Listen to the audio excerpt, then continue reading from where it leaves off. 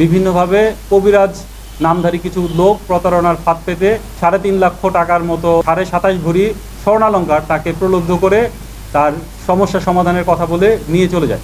গত মাসের ১৭ তারিখে একটা মামলা হয় শেরপুর সদর থানায়, প্রতারণার মামলা। সেই মামলার ঘটনাটা প্রতারণার হলেও সেখানে যে বিষয়বস্তু ছিল সেটা খুবই চাঞ্চল্যকর এবং বেশ বড় ধরনের প্রতারণার সম্মুখীন হয় মামলার বাদী।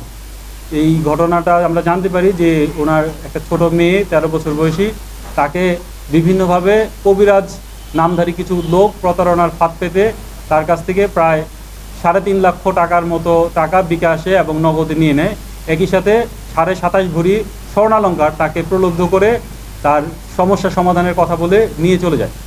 এই তথ্য পাওয়ার সাথে সাথেই আমাদের পিবিআইয়ের প্রধান এডিশনাল আইজিপি জনাব মোস্তফা কামাল স্যার অবগত হয়ে আমাকে সরাসরি স্যার বলে যে মামলাটা নিয়ে কাজ করার জন্য। আমরা স্যারের নির্দেশ অনুযায়ী সাথে সাথেই মামলার রহস্য উদ্ঘাটনের জন্য কাজ শুরু করি এবং দ্রুততম সময়ের মধ্যেই আমরা মামলার ক্লু পাই এবং তৎক্ষণাৎ আমরা পিবিআই হেডকোয়ার্টার্সের মাধ্যমে আমরা মামলাটা সউদ্যোগে গ্রহণ করি। পরবর্তীতে আমরা গত ৯ তারিখে গাজীপুর জেলার শ্রীপুর মাওনা থেকে এই মামলার সাথে সরাসরি জড়িত ২ জন আসামি মুসা এবং রফিককে গ্রেপ্তার করে নিয়ে আসি এবং তাদের কাছ থেকে আমরা মামলার খুব গুরুত্বপূর্ণ কিছু আলামত উদ্ধার করি যে এতে প্রতীয়মান হয় যে তারা এই ঘটনার সাথে সরাসরি সম্পৃক্ত।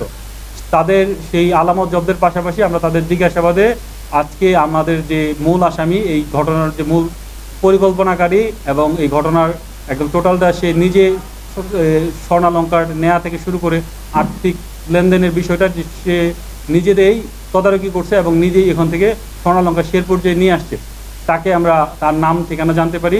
পরবর্তীতে আমরা তথ্য প্রযুক্তির সহায়তায় গতকাল তাকে ময়মনসিংহ জেলার মাসকান্দা নতুন বাজার এলাকা থেকে তাকে গ্রেপ্তার করি এবং তাকে নিয়ে এসে জিজ্ঞাসাবাদ করি। তার সাথে যে ব্যবহৃত ডিভাইস ছিল সেই ডিভাইসগুলো জব্দ করি এবং সে স্বীকার করে যে সে এই ঘটনাটা ঘটিয়েছে। পরবর্তীতে তার স্বীকারোক্তি মূলে তাকে নিয়ে অভিযান পরিচালনা করে তার বাড়ি পার্শ্ববর্তী বাগান থেকে মাটি খুঁড়ে এই যে প্রতারণায় যে হাতিয়ে নেওয়া প্রায় ২৭.৫ ভরি স্বর্ণালঙ্কারের মধ্যে ২৫ ভরি ৯ আনা ৪ রতি স্বর্ণালঙ্কার আমরা উদ্ধার করি বাদীকে সাথে নিয়ে এবং বাদীর শনাক্ত মতে সেই স্বর্ণালঙ্কার আমরা জব্দ তালিকা মূলে জব্দ করি। এই ঘটনায় আমরা ৩ জন আসামি টোটাল গ্রেপ্তার করেছি এখন পর্যন্ত, মুসা, রফিক এবং মনির।